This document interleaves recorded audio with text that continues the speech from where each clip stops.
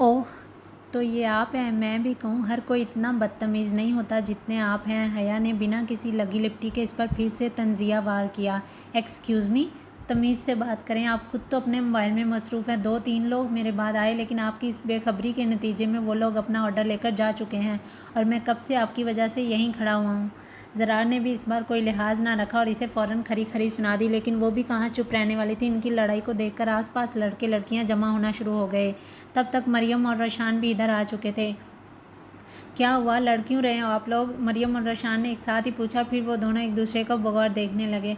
आइए world bank के president साहब, आप अपना ऑर्डर पहले ले लें। जाहिर सी बात है, पूरी दुनिया की मईशत तो आपके कीमती वक्त के सहारे चल रही है।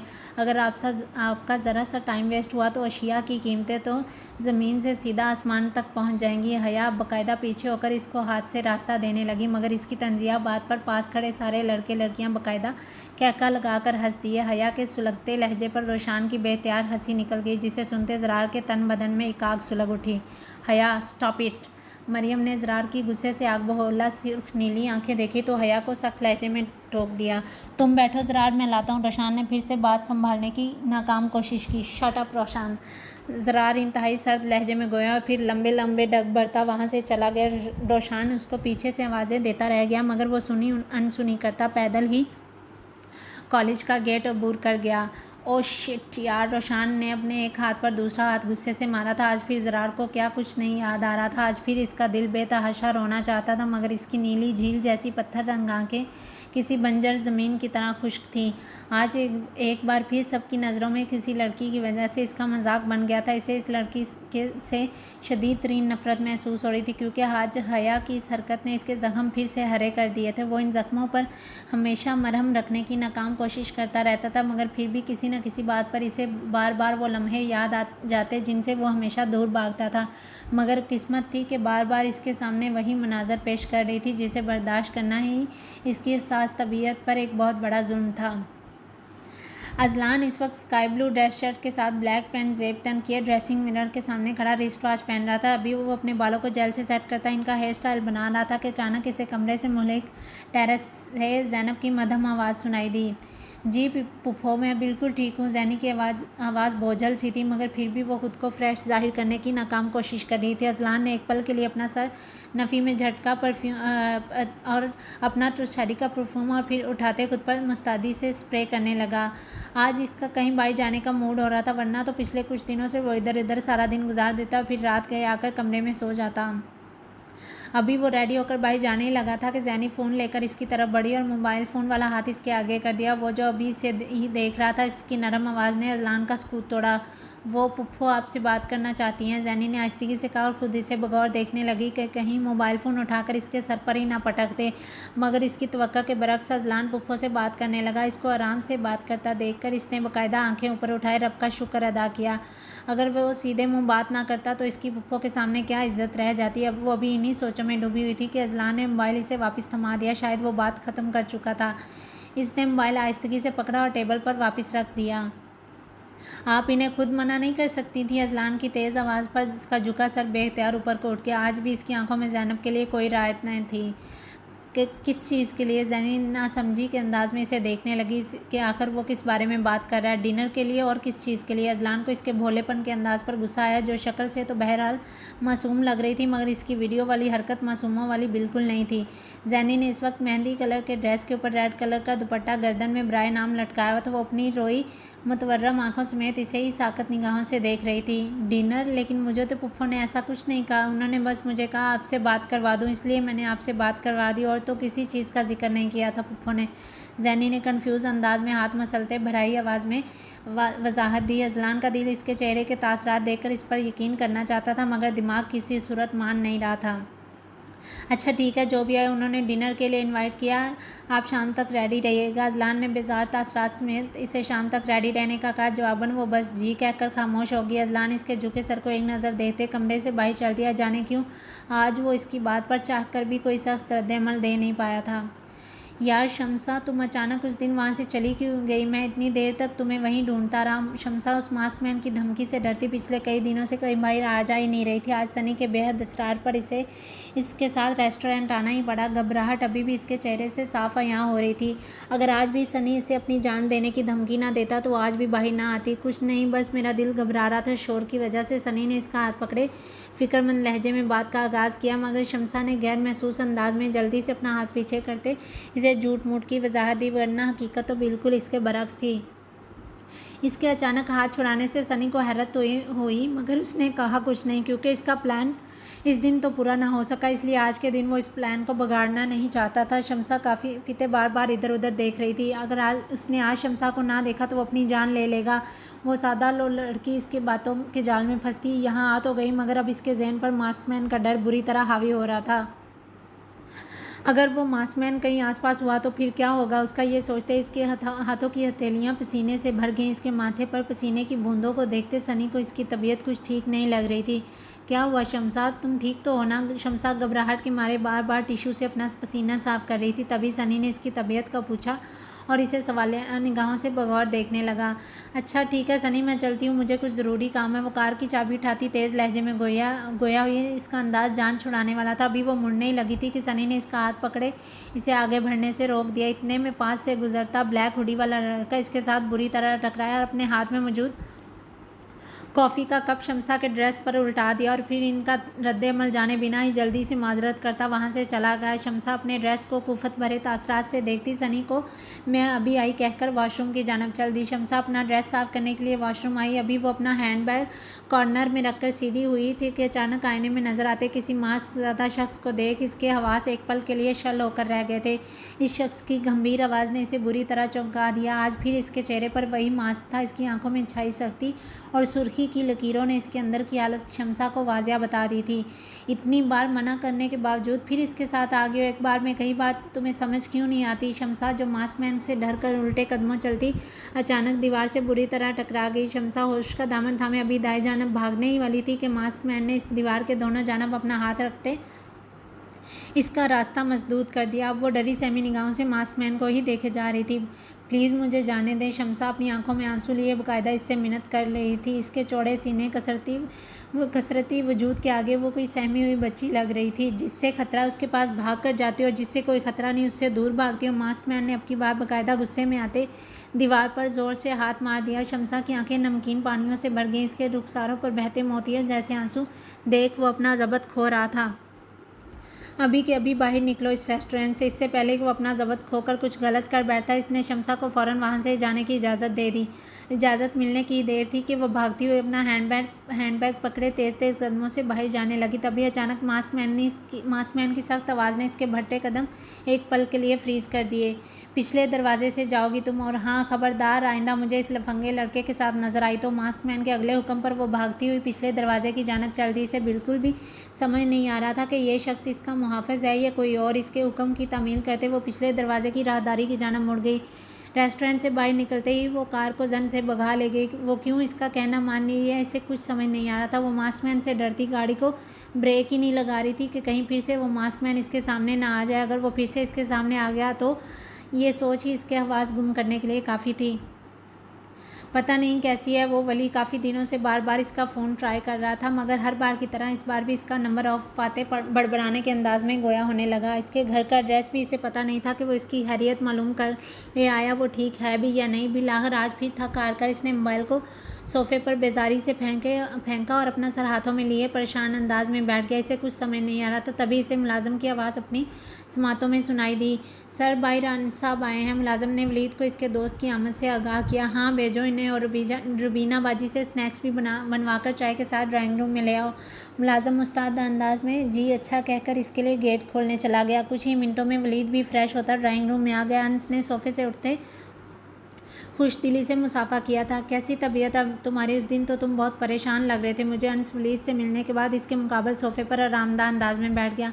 हाँ यार, तुम जानते तो हो आजकल किन प्रॉब्लम्स में गिरा हुआ हूँ, बस इसीलिए थोड़ा परेशान रहता हूँ। वलीद ने थके मांदे अंदाज में अपने सर को सोफ़े की पुश्त से टिका दिया। हाँ, मैं भी इसी सिलसिले में बात करने आया हूँ। अंस ने अपनी आदत के मुताबिक संजीदा लहजे में अपने आने की बाबत बताई, जिसे सुनते ही वलीद एकदम सीधा होकर बैठ गया। अब वो इसकी बात पूरे इन्हमाक से सुन रहा था। यार, कोई हकीकत न्यूज़ चैनल है जिन्होंने ये खबर लीक की? अभी इस चैनल के बारे में मज़ीद इन्फॉर्मेशन भी निकलवा रहा हूँ। अंस ने इससे अब तक की हासिल करदा मालूमात बताई। हकीकत न्यूज़ चैनल? कौन है इसका CEO और इसकी हमारे साथ क्या दुश्मनी हो सकती है भला जो इसने इतनी घटिया हरकत की? वलीद ने एक साथ कई सवाल दाग दिए। कोई शाहजेब है जिसने ये न्यूज़ अपने चैनल पर लगवाई है, मगर वो किसी तौर पर अपना सोर्सेज नहीं बता रहे। कोशिश तो बहुत कर रहे हैं, इंशाल्लाह बहुत जल्द पता चल जाएगा। वली का जहन नाम पर ही अटक कर रह गया। आखिर ये शाहजेब है कौन जिसने इतनी घटिया चाल चली, हता कि किसी की बहू बेटी की इज्जत का भी पास ना रखा। इसको शदीद गुस्सा आ रहा था, मगर वो भी कुछ भी करने की पोजीशन में नहीं था। इसको खदशा लाग था कहीं इस शख्स के पास जैनी की कोई और वीडियो ना हो, इसलिए वो जल्दबाजी करके सारे मामले को ख़राब नहीं करना चाहता था। आखिर को इसके ख़ानदान के बेटी की इज्जत का सवाल था। हाँ, तो तुम जल्द अज जल्द इस मामले की तह तक पहुँचो। मैं इस शाहजेब का खुद से भी पता करवाने की कोशिश करता हूँ और अंकल से भी बात करता हूँ, क्या पता इन्हीं से कुछ इन्फॉर्मेशन मिल जाए। वली ने इब्राहिम साहब से बात करने का इरादा किया। इस वक्त वलीद के तासरात अजहद संजीदगी का रूप धारे हुए थे। हाँ, ये भी सही रहेगा। अंस ने भी इस बात में सर हिलाते इसकी बात की तायद की और फिर वो दोनों बिजनेस के सिलसिले में एक दूसरे से हल्की फुल्की गुफ्तगू करने में महव हो गए। अजलान आजकल के हालात से तंग लाउंज में बैठा टीवी पर ही अपनी सारी तवज्जो मरकूज़ रखना चाहता था। इसके मूड के मुताबिक कुछ ना मिला तो वह बेजारी से अतराफ में खाली खाली निगाहों से देखने लगा। टीवी लाउंज फुल नफासत से सजा हुआ था। वाइट कलर के मुख्तलिफ सोफ़ों के साथ एक बड़ा काउच मौजूद था। लाउंज के वस्त में मौजूद शीशे की बड़ी टेबल पर कुछ स्नैक्स पड़े थे जिन्हें इसने हाथ तक न लगाया था। सामने ब्राउन वॉल के ऊपर लार्ज साइज़ का टीवी नस्ब था और इसके नीचे खूबसूरत लकड़ी के दरवाज़ों पर कुछ लैंप्स और डेकोरेशन पीसीज मौजूद थे। लाउंज की दूसरी वाल मुख्तलिफ रंगों के आर्टिफिशियल फूलों से सजाई गई थी और एक तरफ वाइट कलर की दीवार पर लगी मुख्तलिफ डिज़ाइन की पेंटिंग इस होटल की खूबसूरती और रोनाइयों में मज़ीद इजाफा कर रही थी। सोफ़ों पर रखे गोल कुशन में से एक उठाकर इसने अपने सर के नीचे रखा और फिर आरामदा अंदाज में लेट गया। अभी वो आंखें मूंदे सोने ही वाला था कि इसकी तवज्जो फ़ोन की बेल की मखसूस आवाज़ ने अपनी जानब मरकूज़ करवा ली। कैसे हैं शाहजर साहब? इसने अपना लहजा हत्तन मकदूर नॉर्मल रखते हुए बात का आगाज़ किया। मैं तो ठीक हूँ, अलबत्ता अजलान शाह, आपके बगैर पाकिस्तान कुछ अधूरा अधूरा सा लग रहा है। शाहजर के दिल फरेब अंदाज पर अजलान भी धीमे से मुस्कुरा दिया, क्योंकि वो अच्छे से जानता था कि शाहजर हमेशा ऐसी ही गुफ्तगू करता है। आखिर को अजलान का बहुत बड़ा फ़ैन जो ठहरा।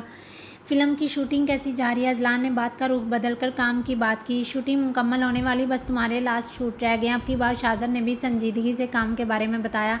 कब तक पाकिस्तान वापसी का प्लान है? अजलान कहना चाहता था इसका तो दिल कर रहा अभी उड़कर वहाँ आ जाए। वो तो यहाँ सिर्फ सिकंदर शाह और आसमा बेगम की ज़िद की वजह से रुका हुआ था, मगर जो जुमला बरजस्ता इसके लबों से अदा हुआ, इससे शाहजर भी अपना कहका रोक नहीं पाया। अभी आपको अजलान का थोड़ा और वेट करना पड़ेगा शाहजर साहब, थोड़ा सब्र रखिए। सब्र का फल वैसे भी मीठा होता है। अजलान ने बात को लतीफ़ मजाक का रंग दे दिया।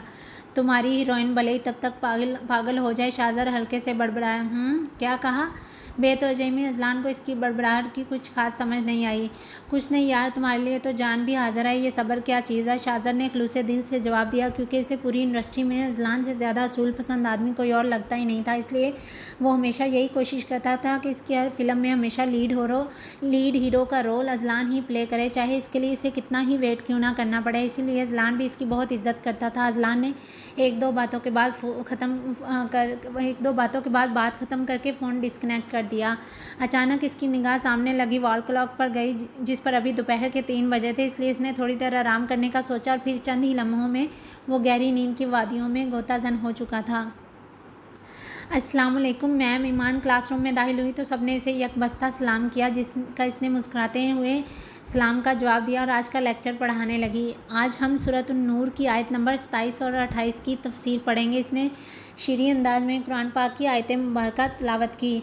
या अय्युहल्लज़ीना आमनू ला तदखुलू बुयूतन गैरा बुयूतिकुम हत्ता तस्तानिसू व तुसल्लिमू अला अहलिहा ज़ालिकुम खैरुल लकुम लअल्लकुम तज़क्करून फ़इल्लम ताजिदू फ़ीहा अहदन फ़ला तदखुलूहा हत्ता यूज़न लकुम व इन क़ीला लकुम अर्जिऊन फ़र्जिऊ हुवा अज़का लकुम वल्लाहु बिमा तामलून अलीमुन। इसके बाद ईमान ने बुलंद आवाज़ में आयत का तर्जमा पढ़ा। तर्जमा: ऐ जो ईमान लाए हो, तुम अपने घरों के सिवा दूसरों के घरों में दाखिल ना हो। यहाँ तक कि तुम इजाज़त ले लो और इनके रहने वालों को सलाम ना करो। ये तुम्हारे लिए बेहतर है कि तुम नसीहत पकड़ो। फिर अगर इस घर में तुम किसी को ना पाओ तो इसमें दाखिल ना हो जब तक कि तुम्हें इजाज़त ना मिल जाए, और अगर तुम्हें कहा जाए कि लौट जाओ तो तुम लौट जाया करो। यही तुम्हारे लिए ज़्यादा पाकीज़ा, और जो तुम करते हो अल्लाह इसे जानने वाला है। इस आयत मुबारका में हमें किसी के घर में दाखिल होने से पहले इजाज़त लेने का हुक्म दिया गया है। इसमें सिर्फ इजाज़त तलब करना मकसूद नहीं, बल्कि लफ्ज़ दस्तानेसू इस्तेमाल हुआ है कि घर वालों की रजामंदी मालूम करें, ये जाने कि इन्हें आपका इनके घर आना नागवार तो नहीं गुजरा, इसलिए हमें बेवक्त किसी के घर नहीं जाना चाहिए। इस आयत मुबारका में कितनी हिकमतें पोशीदा हैं, ये आज हम जानने की कोशिश करेंगे। मिसाल के तौर पर, अगर आप किसी के घर बगैर इजाज़त के दाखिल होते हैं तो अगर तो वो शख्स आराम कर रहा तो हमारे यूं बिना बताए आ जाने से इसके आराम में खलल पड़ेगा, इसलिए हो सकता है इसको हमारा आना अच्छा ना लगे, जिससे हमारा रिश्ता ख़राब होने के चांसेस बढ़ सकते हैं। इसी तरह अगर कोई घर में ना हो तो फिर हम चले जाएं तो फिर अगर उनकी कोई चीज़ गुम हो जाती है तो सबसे पहले शक आपकी ज़ात पर ही जाएगा, भले ही आपने कोई चोरी की हो या नहीं। इसी तरह अगर कोई सामने से इजाज़त ना दे तो बिना इजाज़त लिए वैसे ही अंदर दाखिल नहीं हो जाना चाहिए। क्या पता घर में कोई अकेली औरत हो और आप महरम भी नहीं हो, इसलिए अगर आप किसी ज़रूरी काम से लाजमी ही जाना चाहते तो पहले इनके घर वालों से इजाज़त ज़रूर तलब करें, और अगर कई बार दरवाज़ा नॉक करने के बावजूद इजाज़त ना मिले तो मुलाकात किए बिना ही वापस चले जाएं। और अगर कोई आपको किसी मसलहत की बिना पर बाद में आने का कहता है तो उसकी बात का हरगिज़ बुरा नहीं मनाना चाहिए, क्या पता इसमें आप ही की कोई भलाई छुपी हो। एक हदीस मुबारक है, नबी सल्लल्लाहु अलैहि वसल्लम जब किसी के यहाँ तशरीफ़ लाते तो इसके दरवाज़े के बिल्कुल सामने ना खड़े होते, बल्कि एक तरफ होकर या फिर दूर खड़े होकर बुलंद आवाज़ से अस्सलामु अलैकुम कहते। इस्तेज़ान का असूल सिर्फ माशरती अदब के लिहाज से मुफीद नहीं है, बल्कि ये एक दीनी फरीज़ा भी है, जिससे ना सिर्फ हमारे माशरती हुकूक़ का तहफ़्फ़ुज़ होता है बल्कि हम कई सगीरा और कबीरा गुनाह करने से भी बच जाते हैं। मिसाल के तौर पर, अगर कोई औरत पर्दा करती है तो अगर वो अपने घर में बेपर्दा बैठी हुई है तो बाहर से कोई बिना इजाज़त लिए अंदर आ जाए तो इससे सिर्फ इसकी प्राइवेसी ख़राब नहीं होती बल्कि आपको भी गुनाह मिलता है। अगर हम अपनी रोज़मर्रा ज़िंदगी में इस्तेज़ान जैसा बेहतरीन खसूसियात का हामिल असूल अपनाएं तो इससे निगाहों के तहफ़्फ़ुज़ के साथ साथ हमारी फ़िक्री तत्हीर भी होती रहती है। इस आयत में ये भी वाज़िया कर दिया गया है कि हम लोग जो भी काम करते हैं, चाहे वो दिन के उजाले में हो या फिर रात के गुप्त अंधेरे में, अल्लाह ताला इसको जानने वाले हैं, और वो ज़ाते बारी ताला हमारी नीयतों के हाल से भी वाकिफ़ है, क्योंकि अल्लाह ताला हमारी शारक से भी ज़्यादा करीब है। कायनात की कोई छोटी सी छोटी चीज़ भी इससे मख्फी नहीं है। ईमान ने पुरमुदल्लल अंदाज में पूरा लेक्चर समझाया और फिर पूरी क्लास की तरफ देखते हुए एनी क्वेश्चन गर्ल के अल्फाज अपने खूबसूरत लबों से अदा किए। जवाबन सारी क्लास ने नो मैम कहकर बाकायदा नफ़ी में सर हिला दिए। लेक्चर के बाद ईमान ने अपनी फ़ाइल उठाई और फिर इन्हें खैरबाद कहती क्लासरूम से बाहर चली गई। मैं क्या करूं, इन्हें उठाऊं या नहीं? ज़ैनब कब से खुद से सवालात करने में मसरूफ़ कमरे में इधर से उधर चक्कर लगा रही थी। इस वक्त वो डिनर के लिए बिल्कुल तैयार हो चुकी थी। इसने ब्लैक शर्ट के साथ ब्लैक ट्राउज़र जेब तन किया हुआ था और गर्दन के अतराफ़ में हमेशा की तरह ब्लैक कलर का शिफॉन दुपट्टा लिपटा हुआ था। आज मामूल के बरक्स इसने अपने सिल्की बालों को ऊंची पोनी में मुकीद किया हुआ था। मेकअप के नाम पर इसने हल्की सी पिंक लिपस्टिक लगाई हुई थी। इसे शुरू से ही मेकअप का कोई ख़ास शौक़ नहीं था। वो अपने सादा से अंदाज में भी माहौल पर अलग ही गज़ब डाल रही थी। पहले पहल तो वो अपने कपड़े तैयार करके डिनर के लिए रेडी होगी, मगर फिर तेज़ी से गुजरते टाइम को देखकर इसने अपनी मैचिंग के साथ अजलान के भी कपड़े निकालकर बेड पर रख दिया। वो रेडी होकर इधर से उधर फिर रही थी, मगर इसे समझ नहीं आ रही थी कि उसे कैसे गहरी नींद से उठाए। इसे इन चंद दिनों में अजलान से शदीद खौफ आने लगा था, वरना तो वो अजलान के बहुत से चाहने वालों में से एक थी। अजलान का इस कदर खुश्क और संजीदा मिजाज इसने बराह रास्त पहली मरतबा देखा था। अजलान ज़ैनब ने बिलाकर गहरा सांस फ़िज़ा में खारिज करते हुए अपनी तमाम तर हिम्मत मुजतमा की और सोफ़े पर गहरी नींद सोए हुए अजलान को पुकारने लगी। अजलान शायद गहरी नींद में था, इसके पुकारने पर भी टस से मस ना हुआ। अजलान, डिनर का टाइम होने वाला, पुप्पो वेट कर रही होंगी, अभी आपने रेडी भी होना है। ज़ैनी अभी भी डरे सहमे अंदाज में इसे हल्की आवाज़ें दे रही थी, मगर वो थोड़ा सा कसमसाकर फिर से गहरी नींद सो गया। अजलान उठें प्लीज़, हम डिनर के लिए लेट हो रहे हैं। इस बार ज़ैनी ने इसके कंधे पर अपना दायां हाथ रखते इसे बाकायदा अपनी तरफ मुतवज्जा किया। अजलान ने बेसाता अपनी मंदी मंदी आंखें खोली और अपने ऊपर झुकी हुई ज़ैनी को देखा, जिसके शानों से गुजरते लंबे सिल्की बाल नीचे तक आ रहे थे। पोनी में कुछ मुकीद कुछ बाल तो इसके कंधे को भी आकर नरमी से छू रहे थे, क्योंकि ज़ैनी के बाल काफ़ी लंबे और घने थे। इसका निखरा निखरा स्वरूप इसे हद से ज़्यादा जाज़बे नज़र बना रहा था। कुछ देर तो अजलान खाली खाली निगाहों से बेख्तियार अपने ऊपर झुकी हुई ज़ैनी को ही देखता रहा, मगर फिर अचानक होश में आने पर हड़बड़ाने के अंदाज में सोफे से उठ बैठा। इसके यूं अचानक एक झटके से उठने पर ज़ैनी हवास बाख्ती के आलम में पीछे की जानब मुड़ गई। नतीजतन इसका पाँव टेबल के साथ टकरा गया। इसके लबों से हल्की सी क्राहनुमा आवाज़ निकली जिसे वो फ़ौरन अपने मुंह में ही दबा गई। अजलान उठकर जल्दी से रूम में आया और अपने लिए कपड़े निकालने लगा। अचानक अपने ताक़ुब में ज़ैनी की आवाज़ सुनते इसके बढ़ाए हुए हाथ वहीं रुक गए। वो मैंने आपके कपड़े निकाल दिए थे। ज़ैनी की आवाज़ घबराहट का शिकार लग रही थी। अभी वो अपना रुख मोड़कर इसे सख्त सुनाने ही वाला था कि अचानक इसे अपनी कुछ देर पहले बेख्तियारी में की गई हरकत पर शदीद गुस्सा आ गया। इसलिए वो इससे बिना कुछ कहे बेड पर मौजूद कपड़े उठाता वाशरूम में फ़्रेश होने चला गया। खिलाफ़े तवक्का वही ड्रेस जो ज़ैनी ने इसके लिए पहले से निकाल रखा था। हालांकि इसके जहन में इस वक्त कई सवाल एक साथ उभर रहे थे।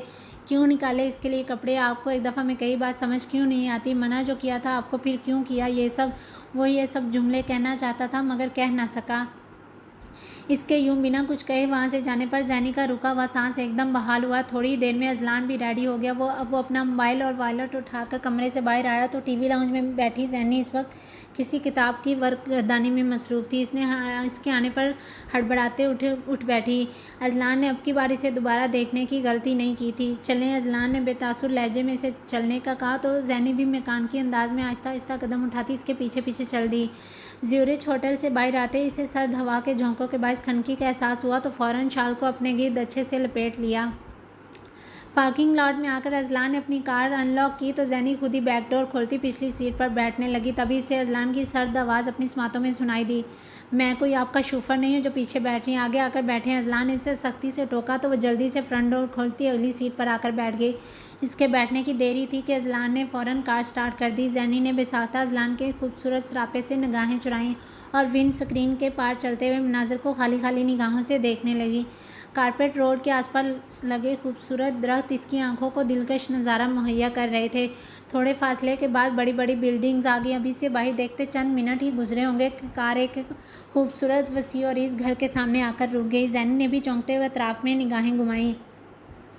अजलान इसके बाहर निकलने का ही वेट कर रहा था। जैसे ही वो बाहर आए अजलान ने कार को लॉक लगाया, फिर इस घर के मेन डोर पर मौजूद बेल के बटन पर हाथ रखते इंगिश शहादत के ज़रिए नरमी से दबाने लगा। ज़ैनी हल्का सा मुस्कुराते हुए नंबर प्लेट को ही देख रही थी जिस पर वली हाउस के खूबसूरत अल्फाज खूबसूरत अंदाज में कुनिंदा थे। सरसरी निगाहें घुमाते अजलान ने अचानक ज़ैनी के चेहरे पर हल्की मुस्कुराहट देखी तो वो भी इसकी निगाहों के ताक़ुब में इस नंबर प्लेट को गौर से देखने लगा, जिसको देखते इसके माथे पर सख्त त्योरी दर आई। मगर फिर वो जल्द ही खुद के तासरात पर काबू पा गया। इसे बिल्कुल भी अंदाज़ा नहीं था कि वली अजमत पुप्पो और आहद अंकल का बेटा, वरना वो डिनर पर आने की बजाय माजरत ही कर लेता। इसका शिद्दत से दिल चाह रहा था कि अभी के अभी यहाँ से वापस चला जाए, मगर अब क्या कर सकता था। अब तो वो डिनर पर आने की हामी भर चुका था और अपनी कही बात से फिरना अजलान की शख्सियत का खासा नहीं रहा था। इतने में आहद अंकल ने खुद आकर इनको वेलकम किया। फिर अजलान से मिलने के बाद ज़ैनी के सर पर दस्ते शफ़क़त रखा। अब तो अजमत पुप्पो भी वहाँ आ चुकी थी। अजलान ने इन्हें बेशकीमत गिफ्ट पकड़ाया जिसे वो साथ खड़े मुलाजिम को पकड़ाते इन्हें खुशदिली से मुस्कुराते वेलकम कर रही थी। पुप्पो भी अजलान के सर पर प्यार देने के बाद फरते मोहब्बत से ज़ैनी को अपने साथ लगा चुकी थी। इस मोहब्बत भरे लम्स पर ज़ैनी की आंखें एक पल के लिए नमी का शिकार हो गई थी। ज़ैनी काफ़ी दिनों बाद किसी ऐसे शख्स को देख रही थी जिसे इसकी फ़िक्र थी। आप लोग अकेले रहते हैं यहाँ? अजलान ने आसपास किसी और को मौजूद ना पाकर सरसरी अंदाज अपनाया। इसके किसी का मतलब वली था, यह सिर्फ अजलान को ही पता था। अभी तो फ़िलहाल अकेले ही हैं। वली अपना बिज़नेस पाकिस्तान सेटल कर रहा है ना, इसलिए वो ज़्यादातर वहीं होता है। अजमत पुप्पो ने साथ साथ चलते हुए शाइस्तगी से जवाब दिया। फिर इनको लिए लाउंज में आ गई। ज़ैनी मेरी जान कैसी हो? अब इतनी चुप चुप क्यों हो? अजमत पुप्पो मुलाजमा को कुछ ज़रूरी हदायत देकर वापस लाउंज में आई तो ज़ैनी को इस कदर गुमसुम पाया तो पूछे बिना रह ना सकी। अजमत पुप्पो के पूछने पर अजलान ने भी इसे एक नज़र देखा, मगर फिर जल्दी से इसे नज़रअंदाज करके आहद अंकल के साथ हल्की फुल्की बातों में महव हो गया। जी पुप्पो, मैं तो बिल्कुल ठीक हूँ। आप और अंकल पाकिस्तान कब जा रहे हैं? इतने में मुलाजमा चाय के साथ मुख्तलिफ अनवाع अक़साम के स्नैक्स रखकर वापस जा चुकी थी। अजमत पुप्पो ने अजलान को चाय का कप थमाया और फिर स्नैक्स की प्लेट अजलान के पास मौजूद टेबल पर रखी। इनकी खुशखल्क तबीयत पर वो इन्हें हल्का सा मुस्कुराते थैंक यू कहकर चाय के सिप लेने लगा। आहद अंकल अजलान के साथ बातें करते हुए मेज़बानी के फ़राइज़ बखूबी अदा कर रहे थे। अचानक की बातों के दौरान ज़ैनी ने पाकिस्तान का नाम लिया तो आहद अंकल ने ज़ैनब की तवज्जो अपनी जानब मबजूल करवाई। ज़ैनी बेटे, मेरे पास आपके लिए एक बहुत अच्छा सरप्राइज़। आहद अंकल ने ज़ैनी को लाड से मुखातब किया। सरप्राइज़ मेरे लिए? ज़ैनी ने नासमझ अंदाज से आहद अंकल को देखा और फिर अपनी तरफ इशारा करते हुए अजमत पुप्पो से पूछने लगी। तुम्हारी कई बातें तुम्हारे अंकल के दिल पर लगी हैं बेटे, इसलिए उन्होंने मुस्तकिलन पाकिस्तान शिफ्ट होने का इरादा कर लिया है। अजमत फूफो ने खुशी से चहक कर बताया। आखिर को वो भी अपने मुल्क पाकिस्तान से दूर रह रहकर थक चुकी थी। रियली अंकल, मैं और वली कब से आपको कन्विंस करने की कोशिश कर रहे थे। थैंक्स टू गॉड आपने मेरी बात मान ली। देखिएगा अब कितना मज़ा आएगा वली को चढ़ाने का। मैंने इसके साथ बैट लगाई थी कि आप ज़रूर एक ना एक दिन पाकिस्तान शिफ्ट होंगे और इसने कहा था दैट्स नॉट पॉसिबल। अब आप देखना कैसे बहाने करेगा।